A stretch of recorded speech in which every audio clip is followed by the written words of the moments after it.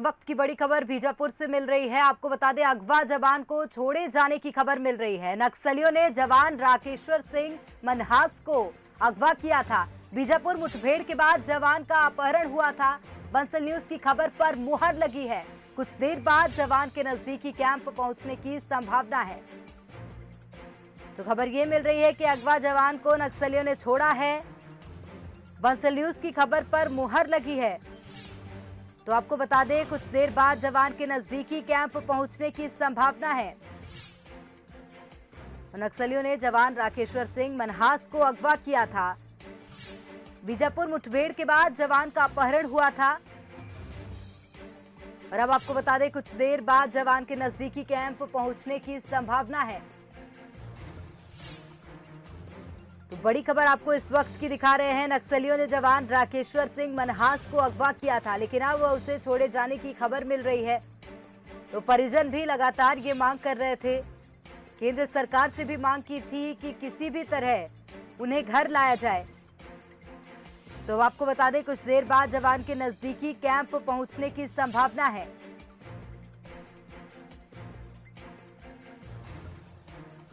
तो आपको बता दें, बीते कुछ दिन पहले नक्सलियों के साथ जवानों की मुठभेड़ हुई थी और इस मुठभेड़ में 22 जवान शहीद हुए थे।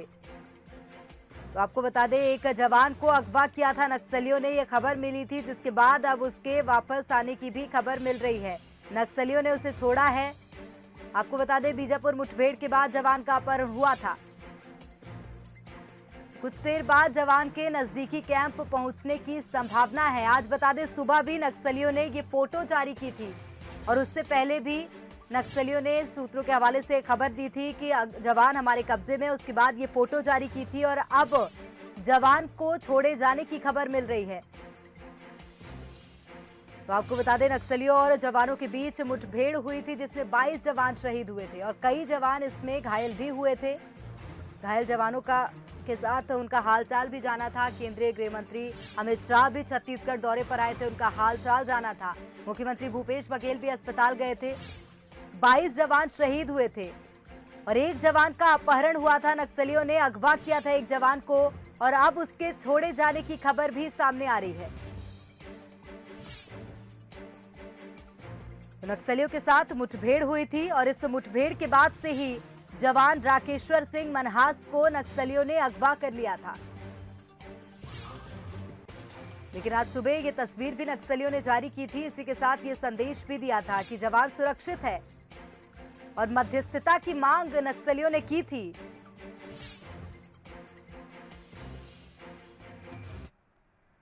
और अधिक जानकारी के साथ सहयोगी प्रशांत लाइव बने हुए हैं हमारे साथ। प्रशांत, आपसे जानना चाहेंगे, जवान के छोड़े जाने की खबर है, अब कितनी देर लगेगी जवान को उसके कैंप में पहुंचने में? क्योंकि निश्चित रूप से इंतजार साथी भी कर रहे हैं, इंतजार परिवार भी कर रहा है।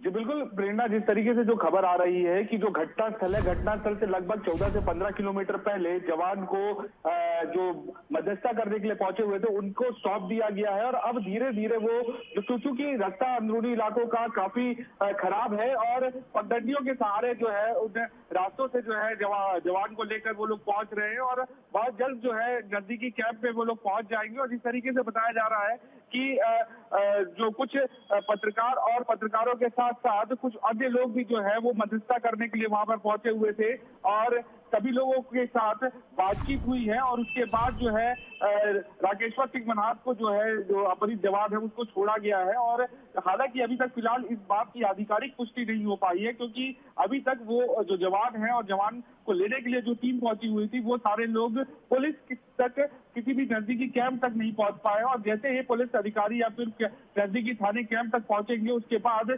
आधिकारिक रूप से ये पुष्टि हो जाएगी कि जवान को छोड़ दिया गया है। जिस तरीके से लगातार सुबह से ही हम बता रहे थे कि एक बड़ी खबर जो है सामने आ सकती है खुलकर, और शाम तक जो है अनुमान हम लगा रहे थे कि जवान जो अपहरित जवान है उसको नक्सली छोड़ देंगे और ये बात की पुष्टि हो चुकी है। अब बंसल जो लगातार खबर चला रहा था उस बात की पुष्टि हो चुकी है कि जवान को छोड़ दिया गया। हालांकि आधिकारिक पुष्टि भी होनी बाकी है। लेकिन जिस तरीके से बताया जा रहा था और जिस तरीके से नक्सलियों ने एक पर्चा डाला था कि मध्यस्थता करने के लिए सरकार कुछ नाम भेजे अनऑफिशियली तरीके से, हालांकि इस बात का खुलासा होने नहीं दिया सरकार ने और ना ही पुलिस विभाग ने, और अंदरूनी इलाकों में उन नामों को भेज दिया गया। और आज सुबह सुबह लगभग 7 बजे का समय बताया जा रहा है जब बासागुड़ा कैंप से जो मध्यस्थता करने के लिए जो लोग पहुंचे हुए हैं वो लोगों को सुबह 7 बजे उन इलाकों में भेजा गया। और उन इलाकों में भेजने के बाद जो नक्सलियों का संतरी था, जो निचला कैडर होता है, वो उनको जो है रास्ता दिखाते हुए उन इलाकों तक लेकर पहुंचा जहां पर नक्सलियों ने अपहरित जवान को रखा हुआ था। और अपहरित जवान को उन इलाकों में सुरक्षित तौर पे रखा गया था और लगातार जो है नक्सली अपने जो लोकेशन है उसको चेंज करते जा रहे थे, क्योंकि उनको ये भी अंदेशा था कि कहीं पुलिस जो है उनको उनके लोकेशन को ट्रेस क्या कर ले। इसको देखते हुए लगातार जो उनका लोकेशन अलग अलग बदला जा रहा था। लेकिन जो टीम पहुंची हुई थी उस टीम को संतरी ने नक्सलियों तक पहुंचाया और उसके बाद जो है बताया जा रहा है, जो सूचना आ रही है सूत्रों से, कि जवान को रिहा कर दिया गया। और बहुत जल्द जो मध्यस्थता करने जो टीम पहुंची हुई थी उस टीम के साथ जवान जल्द ही नजदीकी कैंप में पुलिस के पास पहुंच जाएगा। जी प्रशांत, अगर आपको उस टीम की जो मध्यस्थता करने के लिए पहुंची थी, जिस प्रकार से हम जानकारी दे रहे थे अपने दर्शकों को भी कि पत्रकार मध्यस्थता कर सकते हैं और एक अहम भूमिका निभा सकते हैं, आपने बीते कुछ आंकड़े भी बताए थे जहां पत्रकारों ने मध्यस्थता की थी और अहम भूमिका निभाई थी, तो क्या यहाँ पर भी उसी प्रकार की भूमिका देखी गई है?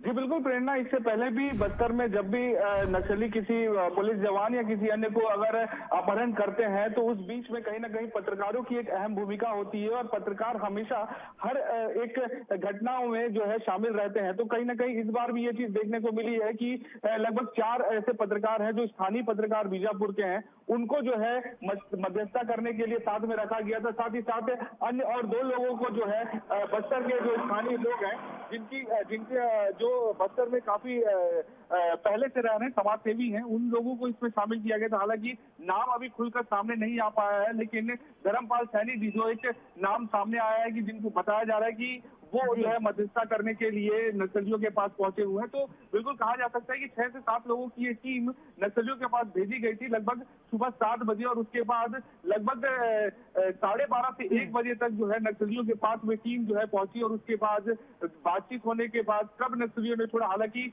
समय ज्यादा स्पष्ट नहीं है, लेकिन नक्सलियों ने उन्हें छोड़ दिया है, रिहा कर दिया है और टीम जो है अगवा जवान को लेकर बहुत जल्द जो है बासागुड़ा कैंप के पास पहुंचने वाली है। और जैसे ही वहां पर टीम पहुंचेगी और जवान पहुंचेंगे उसके बाद जो है आधिकारिक रूप से इस बात की भी पुष्टि हो जाएगी कि जिस तरीके से बंजलूस लगातार सुबह से ये बड़ी खबर चला रहा था कि लगातार की आज जो है एक बड़ा दिन हो सकता है और जवान को नक्सली रिहा कर सकते हैं। जी प्रेरणा। बिल्कुल प्रशांत, लेकिन हालांकि नक्सलियों ने ही मध्यस्थता की मांग की थी तो निश्चित रूप से ये सवाल तो नहीं उठना चाहिए, लेकिन जानना ये भी चाहेंगे क्योंकि मुठभेड़ भी हुई है और 22 जवान जब शहीद हुए हैं तो ये सवाल लाजमी भी है कि सुरक्षा के क्या इंतजाम किए गए थे। जो मध्यस्थता के लिए टीम गई थी, क्या उनके साथ कोई सुरक्षा के इंतजाम थे?